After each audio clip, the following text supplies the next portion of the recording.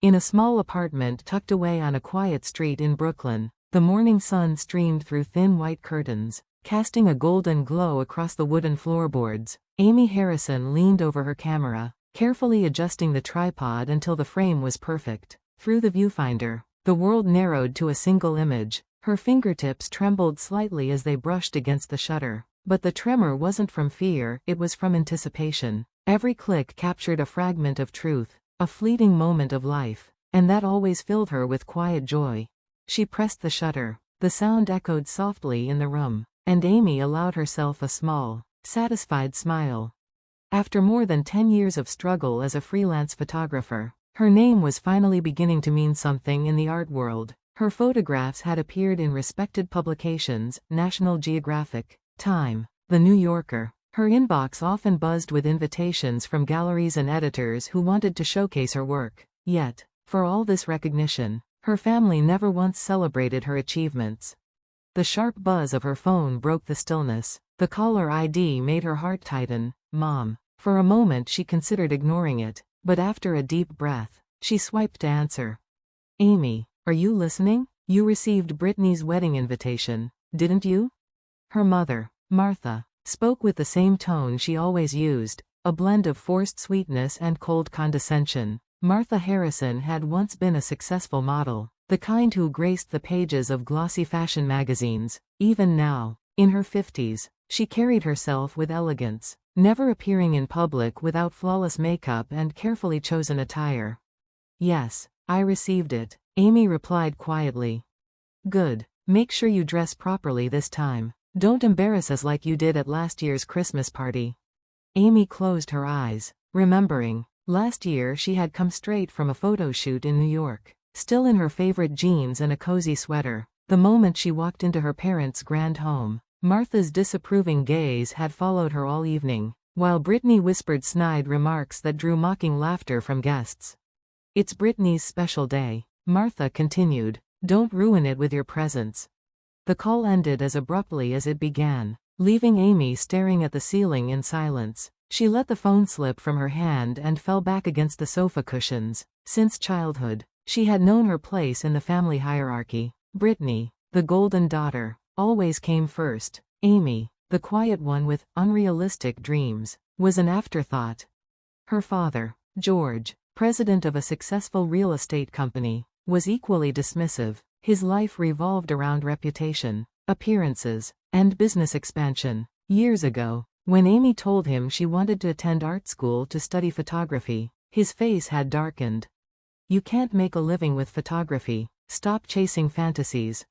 But Amy had persevered. She worked nights, earned scholarships, and paid her way through school. Every step forward was hers alone. Meanwhile, Brittany had been handed opportunities on a silver platter, blessed with the same beauty as their mother. She rose quickly in the modeling industry. Every magazine cover or fashion show Brittany appeared in was celebrated by her parents with pride. Another buzz from her phone pulled Amy back. This time it was a text from Brittany.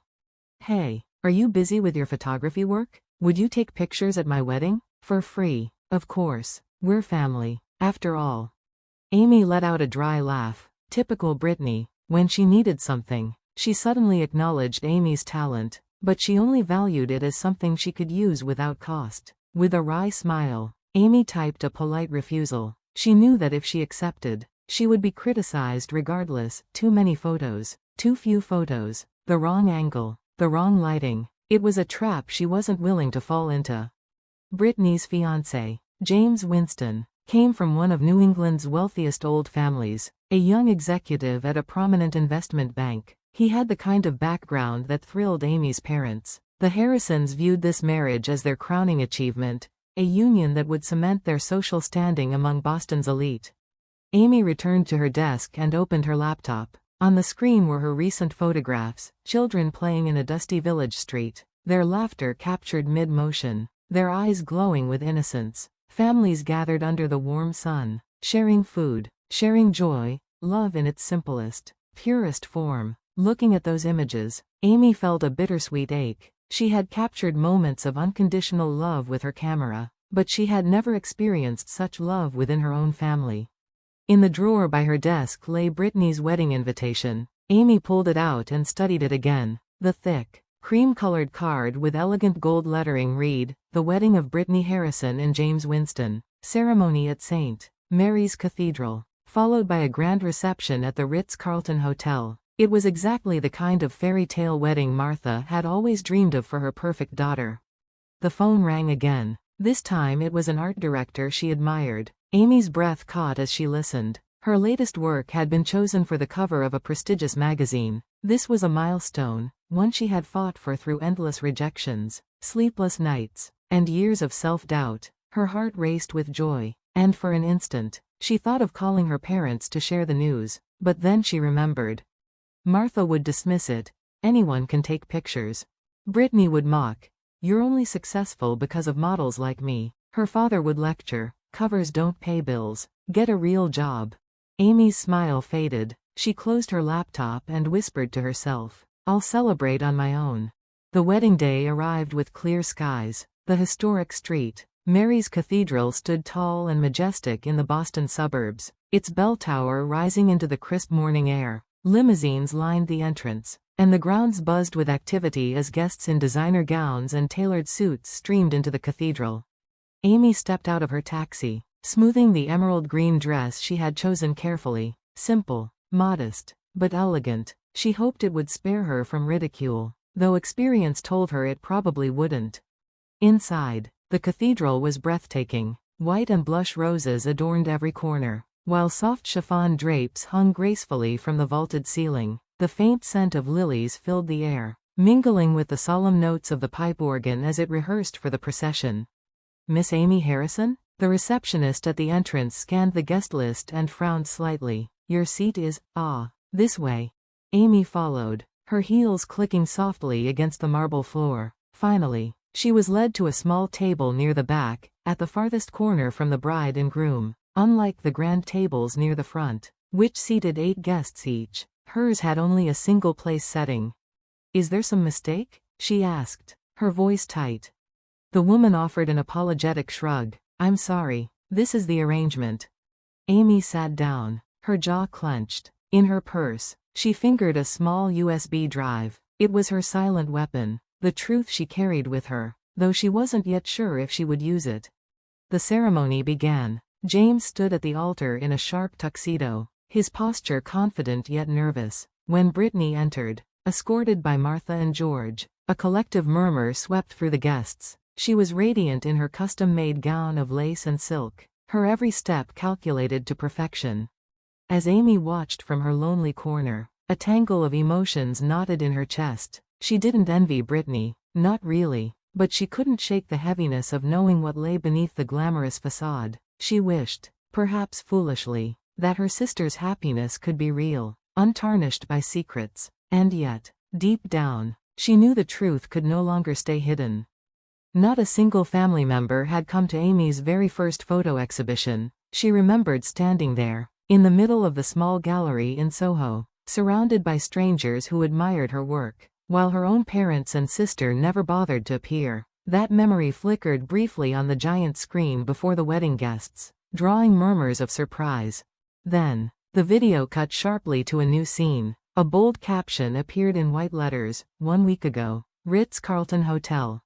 Guests rippled through the hall as the footage revealed Brittany, draped in a sleek trench coat, slipping into the grand lobby of the Ritz. Her movements were cautious, her eyes darting around before she sank gracefully into a velvet chair. Across from her sat a man the guests did not recognize, tall, broad-shouldered, with a confident smirk. His name appeared briefly in the corner of the screen, Mike.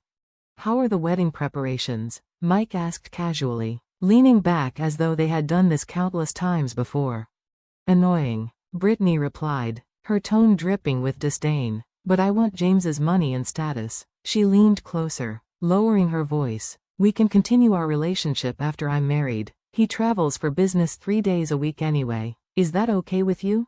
Mike chuckled. "Getting married to someone you don't really love?"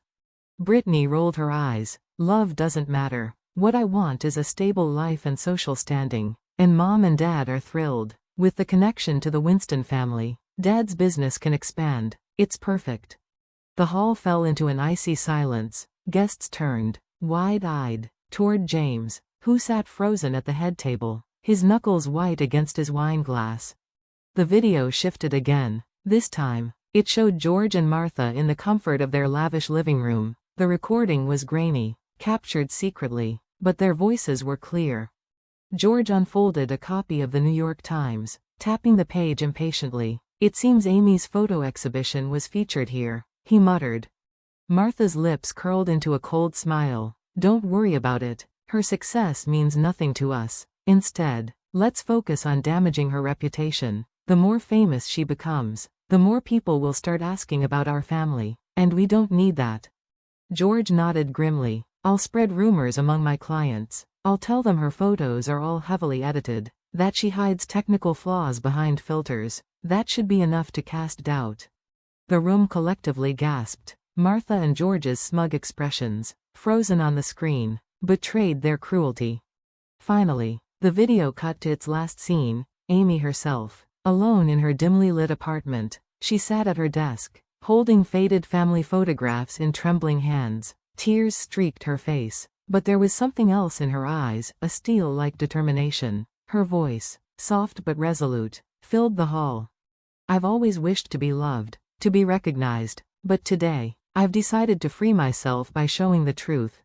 The screen faded to black. When the lights came back on, the grand reception hall was cloaked in stunned silence. Not a single fork or glass clinked.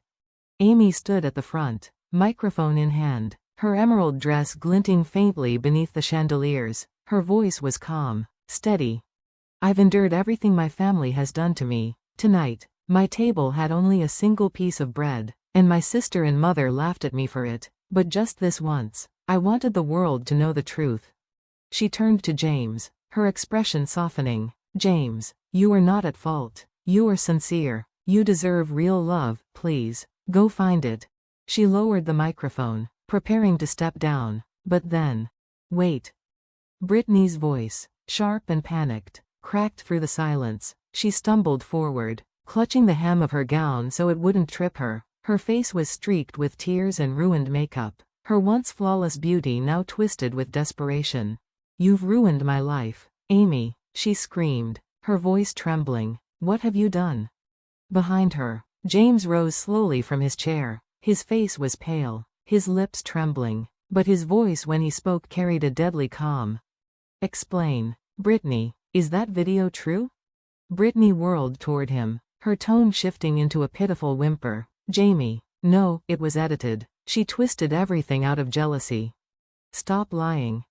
The voice came not from James, but from Martha. She stormed onto the stage, her body shaking. "Amy, exposing family matters in public. Do you feel proud of yourself? Do you know how much shame you've brought us?"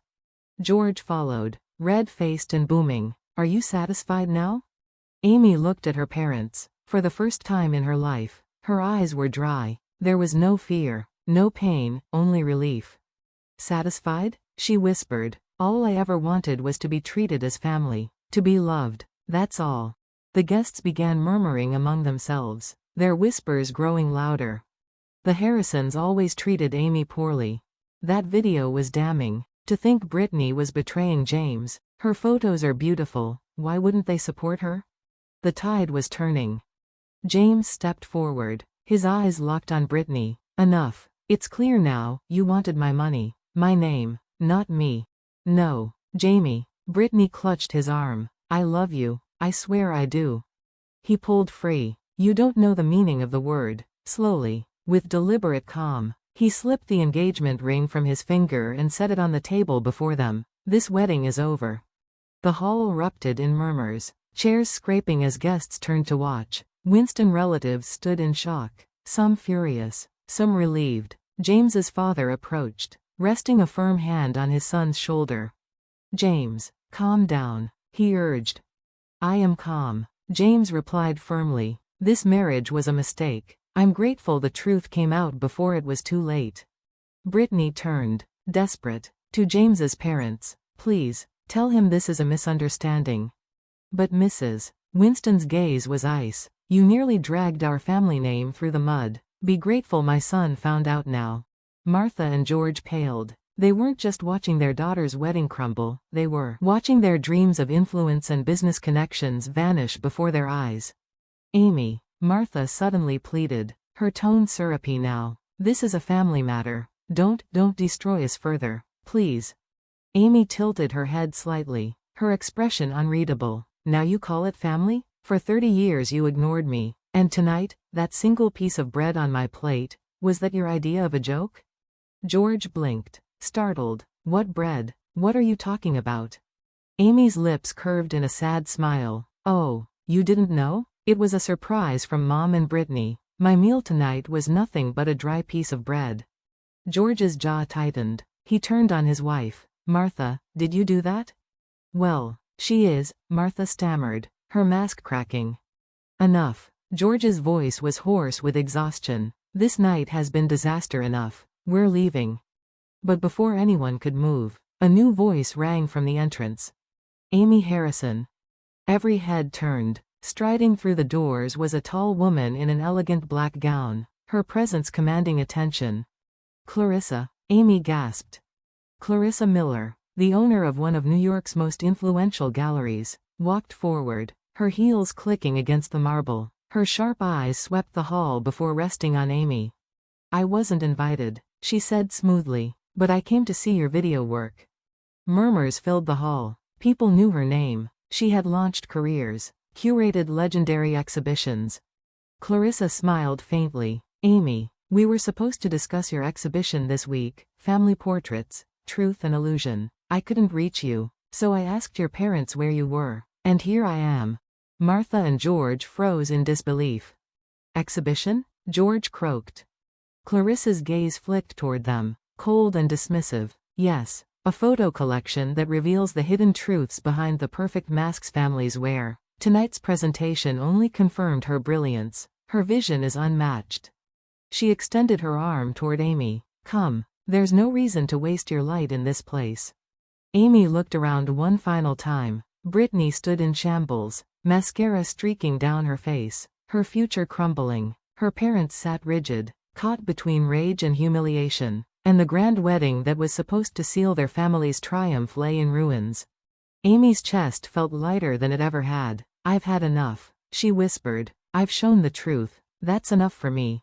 She turned to leave with Clarissa, but James stepped forward, stopping her. His voice was quiet, steady. Amy, thank you for your courage. You freed me tonight. Amy gave him a small, genuine smile. You deserve real love, James. Go find it. Then, without another glance at her broken family, she walked away. At the threshold, she paused, whispering to herself, goodbye. And for the first time in her life, Amy stepped toward a future entirely her own.